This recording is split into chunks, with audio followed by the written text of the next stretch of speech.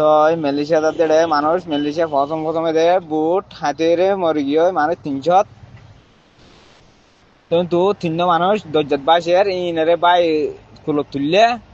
সেটা আর বাই 60,000 তো ওনারা তো যদি মানে কি এখানে খুশি